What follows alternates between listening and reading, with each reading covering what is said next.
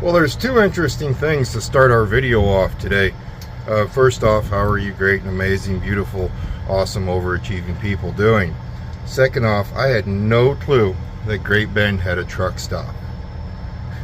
Sorry, I didn't even know Great Bend had a Walmart. I was coming into Great Bend last night after we got loaded in Dodge City, Kansas with our 40,000 pounds of beef trimmings.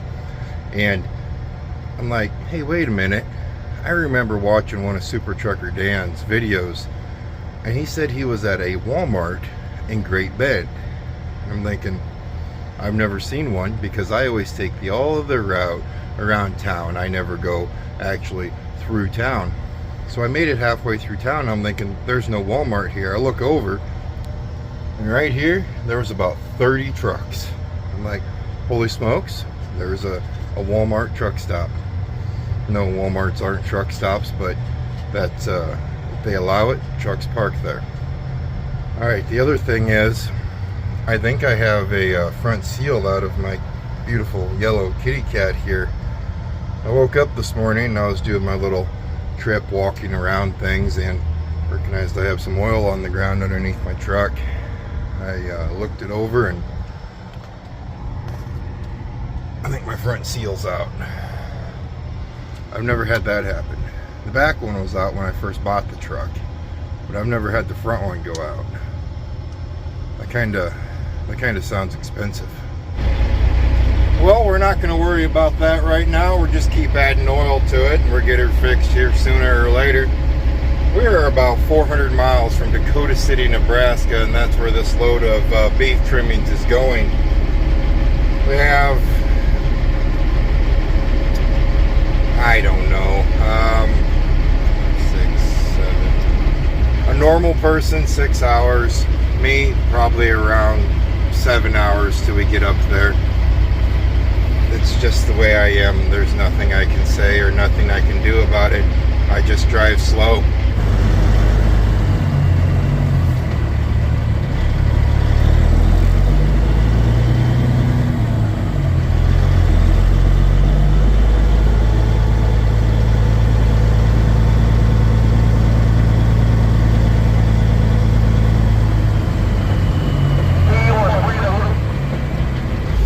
As for our Walmart stay, I'm probably not going to do that again.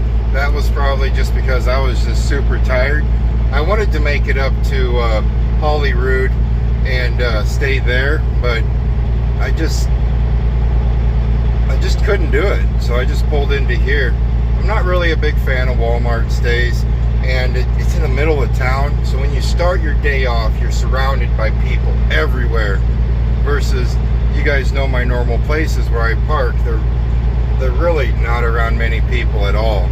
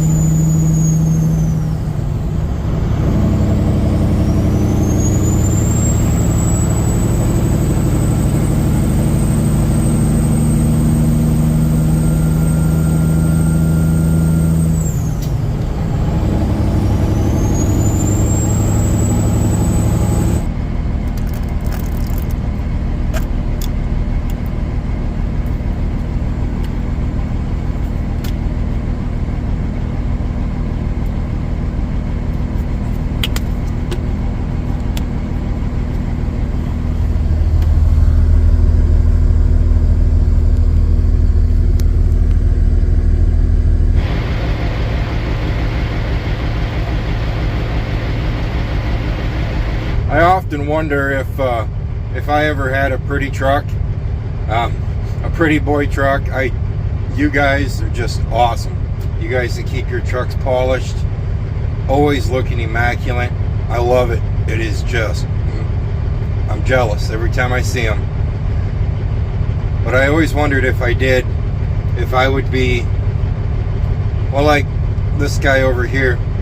I'm sitting behind him in line and I'm thinking, man, that truck is really, really clean to be in line to get washed. Well, he's here for a rewash. He went through it once and they were feeling the back like there's some kind of film back there that maybe the wash left or whatnot. But he's going to go back in there and get rewashed. Then when I was pulling in, there was a bull rack sitting on the other side, nosed in, that they were going around it like they had missed some stuff and they were doing that. Perfectly understandable. I mean, you spend, well, anywhere from $55 to, gosh, for just the truck, you know, you're looking at $55 to $85. That's not counting the trailer. So you're going to spend a big chunk of change, and when you get it washed, you want it washed right. This old girl, I go in and get her washed and I pull out, and you guys have heard me talk in the past about things they've missed or stuff like that, but it's been a while. It's been a while since an outfit has missed something completely. I remember a few times they'd like miss the whole side of the truck, or the breathers would be brown when I pulled out. I used to worry about the hood. The hood, they used to never get the top of the hood.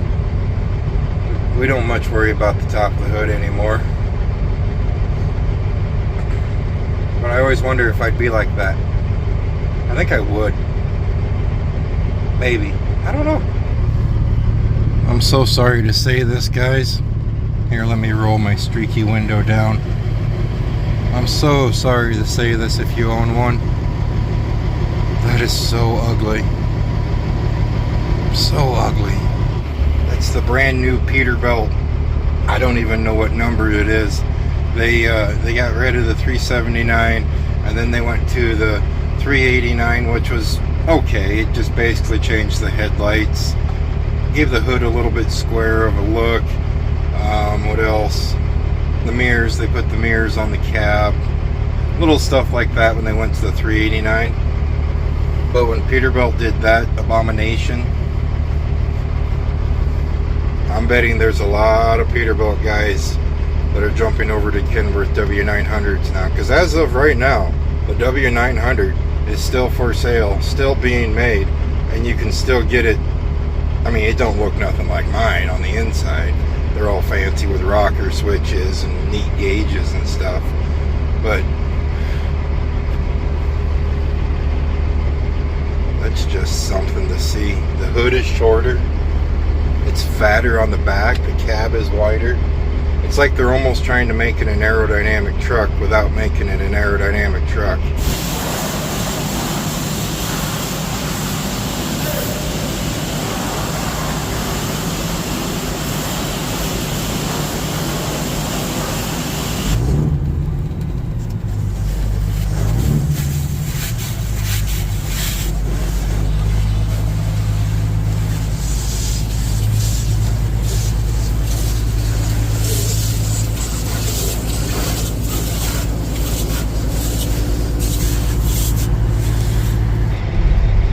Oh, that escalated quickly. I told myself when I was pulling in, it's a straight wash, a straight wash, straight wash, straight wash. I pulled in. He goes, "What would you like today, sir?"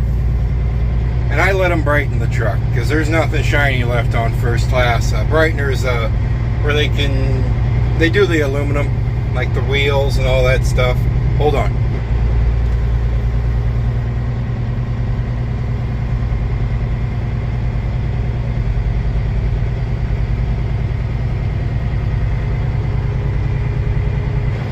I love propane season and anhydrous season. When propane season and anhydrous season come out, that's when the pretty trucks come out. Holy smokes, that's a beautiful one. What was I telling you guys? Oh, I let them brighten the truck. They're not going to hurt anything on this old girl. But then I was like, we ran in all that salt in Indiana and Illinois. Go ahead and do the undercarriage. Then I remembered I do now have a new oil leak on the engine, so we got to keep that cleaned up and keep that to where it looks good until we fix it. I'm like, probably should put some Rain-X on it. So a straight up wash I think would be like under 50. Let me receipt. Let me tell you real quick. No one's waiting for us. $52 is just a straight normal wash. But we walked out spending $87 because that engine wash they did, and he did really good, I will say. That guy did really good. Then the undercarriage is $7. The Rain-X is $10. It adds up, it really does. That's what it is, $87 for the tractor only. That's everything. We didn't do the trailer at all.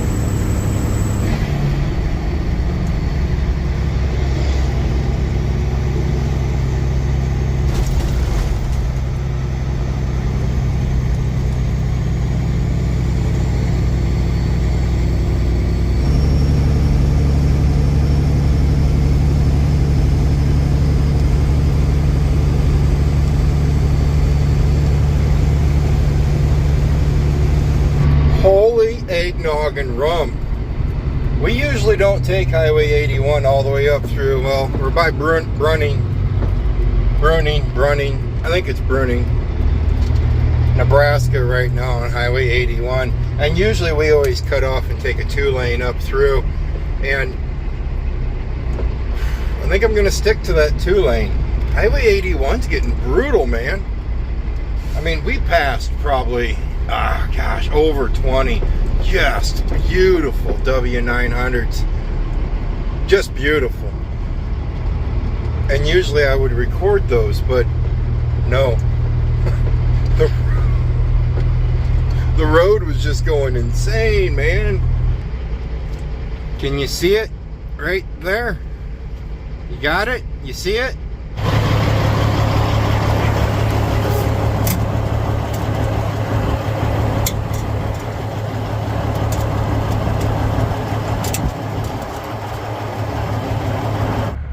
That came loose when we were leaving Salina, Kansas, which is about 110, 115 miles, maybe 100 miles south of here. It wasn't hurting anything. I knew it was open, but I figured once we get up here, we probably should stop and give it some attention in the wise of closing it. Right now, I'm just walking around making sure we didn't lose anything. Nothing's hanging off the back of the wagon or the truck. Holy Toledos, that road is just brutal.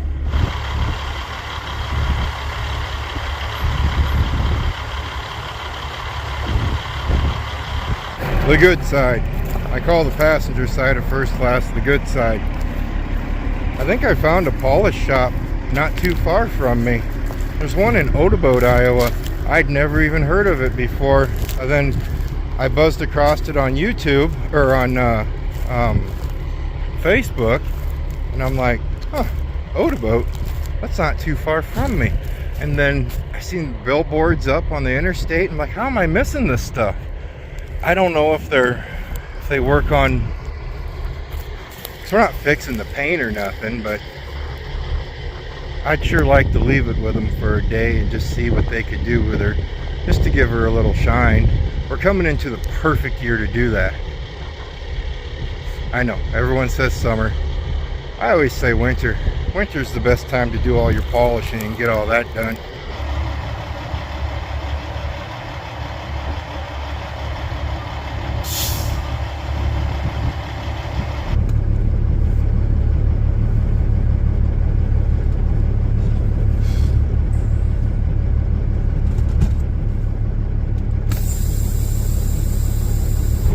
Like I said, the passenger side's the good side of the truck. There's so many things to get done to her though before she goes into polish. I need new toolboxes. They're just beat up, dented up. I don't want to get them polished, like your steps on each side. They're beat up and pretty much done for. Oh, by the way, I had a truck pulling a belt trailer go past on the northbound side, blowing his horn, and I realized my radio wasn't on. So if you were a subscriber, I did hear you, and thank you for the toot. If you weren't a subscriber, your horn sounds excellent and outstanding. Can't have the radio on when I'm recording, otherwise it just flashes. Something to do with the camera lens, all that fun stuff. That's what it has to do with. Okay, 230 miles left in our journey till we get to Dakota City, so let's go ahead and wrap this trip up.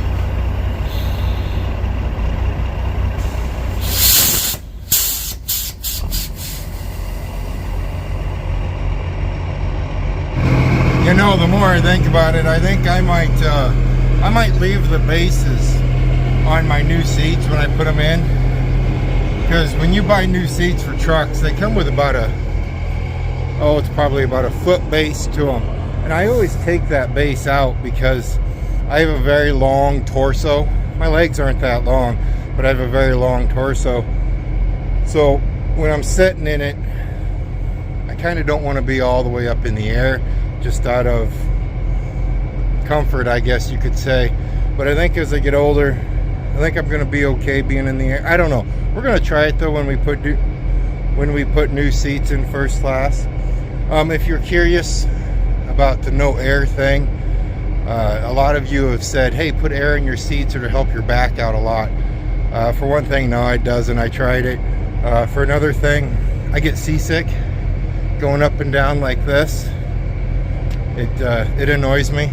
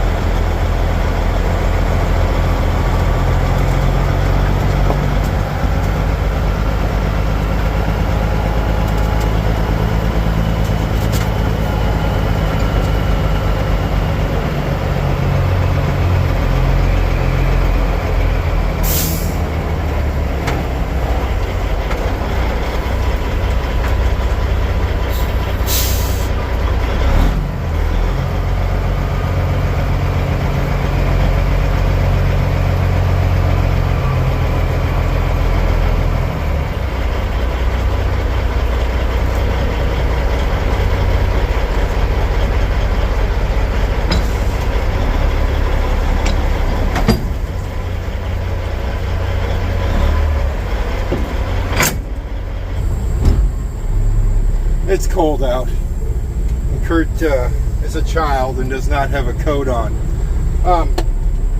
I'm predicting by now, at this point in the video, there's probably a few of you, after I showed that oil leak in the front of the truck there, the front main I think it is, are saying, man, that truck is just nickel and diming you. Or maybe it's time for a new truck, Schmidt. You've been working on that one for a long time on a lot of little things. Just a little reminder, just to find a truck that is close to first class.